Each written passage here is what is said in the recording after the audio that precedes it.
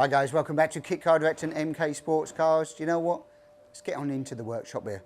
We're going to be talking about hashtag Project Charles. We're going to be talking about the Dax Rush, the updates on that. We're then going to be heading out over here. We'll wander down for the left-hand drive RX5. I think we're going to show a little test drive on that today. Let's roll those VTs.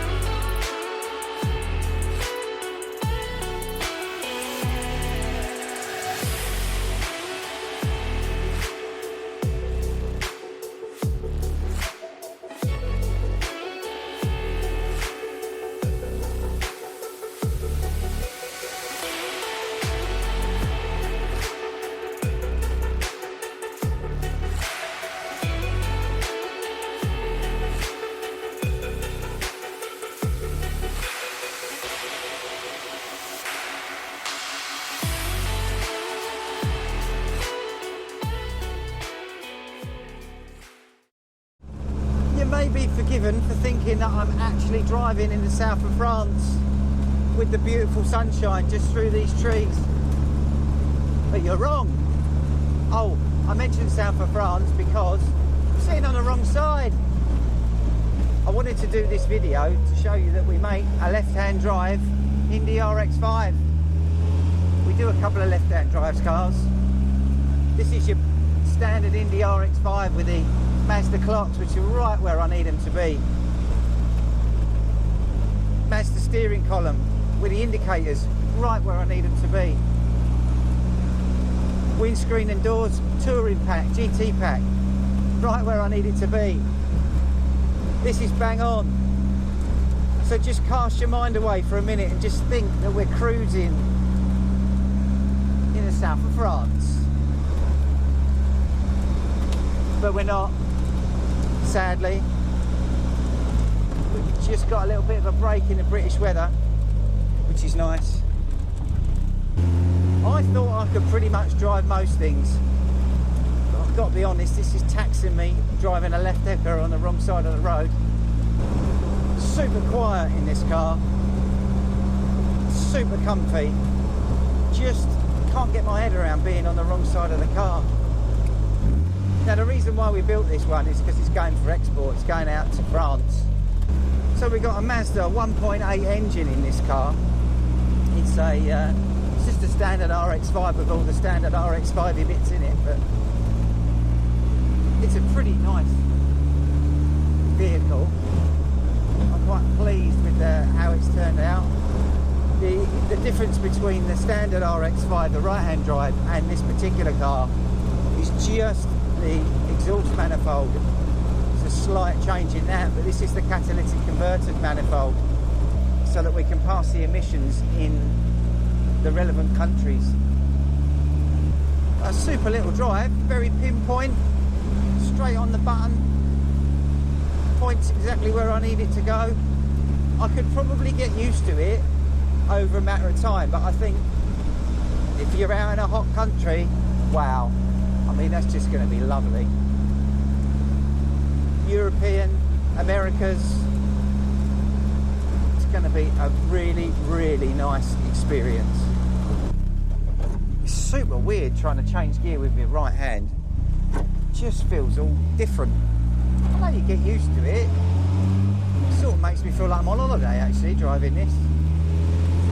So with the fiberglass bucket seats in this car, which is again another little comfy number, and actually not too bad, quite nice. Let's turn the taps on a little bit. I mean, she's still peppy.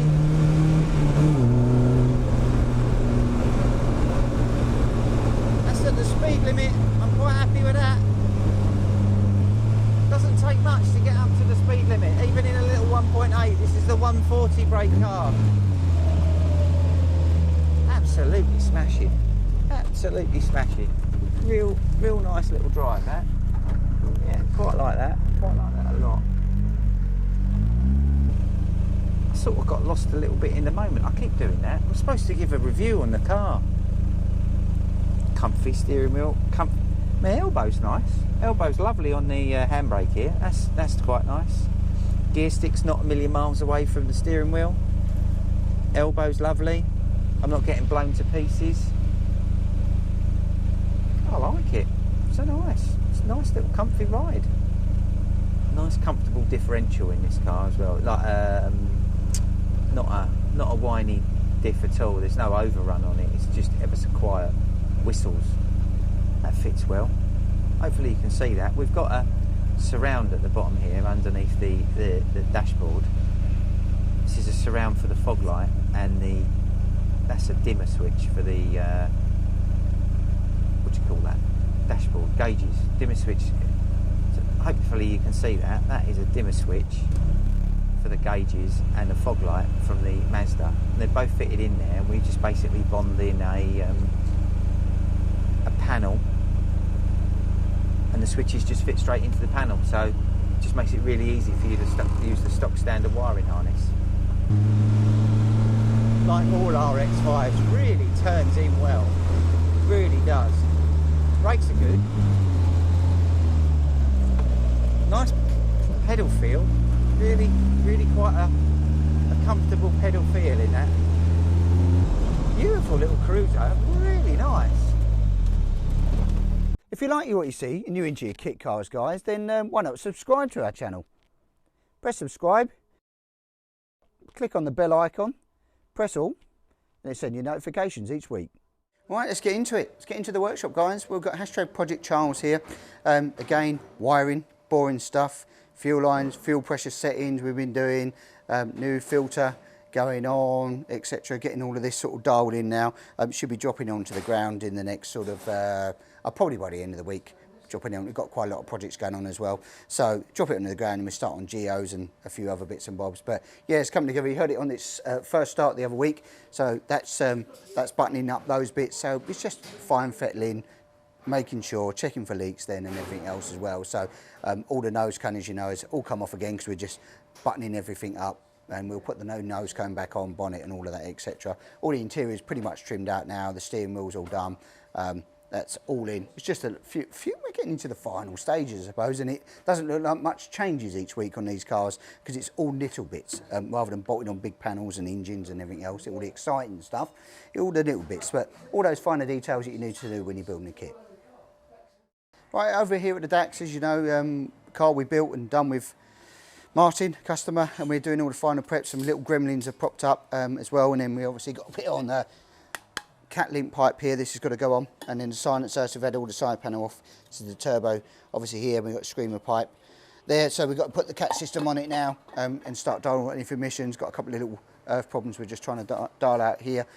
On with some of the electrics and tidying up all the little bits. Peter is buttoning up all the bits you need to do for IVA really. So it's the boring stuff again, not the nice stuff, bolting on turbos, making things go fast. It's all the niggly bits that make a car run, but important stuff for IVA, and that's all the IVA prep. Don't forget the YouTube video on the IVA prep, guys. If you jump onto our channel, that's on there and that's some helpful information. Right guys, here over at the showroom we have 3 Hayabusas lined up here, all generation 2 Hayabusas. Kick out generally, once we've tuned them and done them, about 205 horsepower.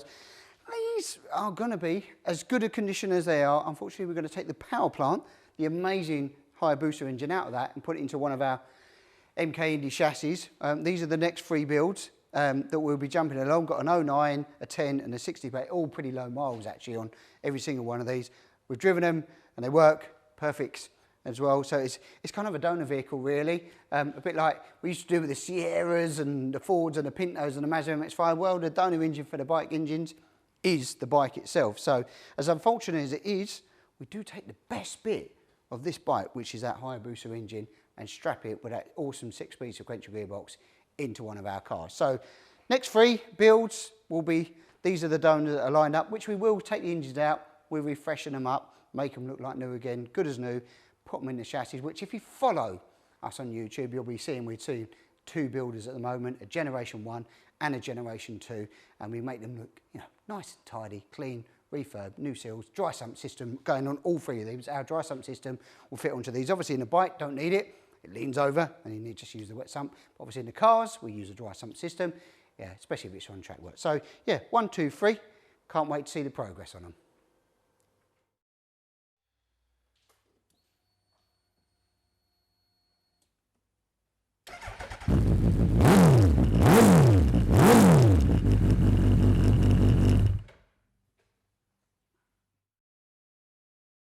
Right, we've got the very talented and very skilled Mr. Gary Sanders in the workshop today, helping us with the striker chassis again. We've got all new laser cut parts made and everything else, and then basically Gary's improving the jig, because we said the jigs weren't particularly good, so we're making new parts here to pick up all the pickup points for it all, for all the diff sections and rear suspension pickup points, front suspension pickup points as well.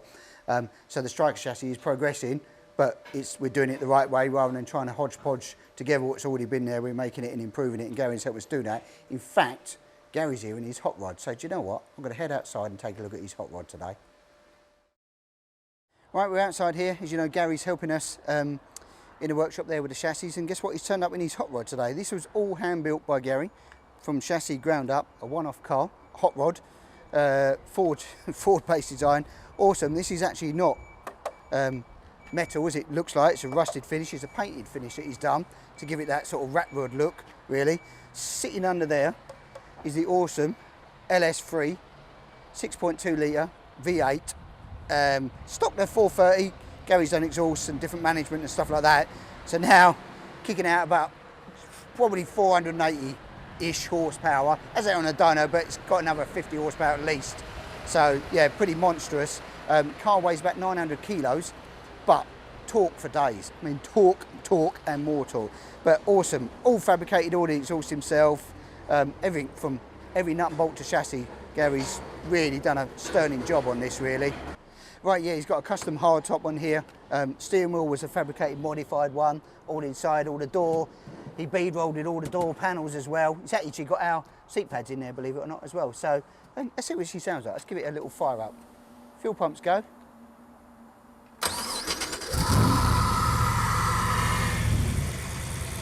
Listen to that. That is gorgeous. Absolutely gorgeous. Give it a little throttle, not too much.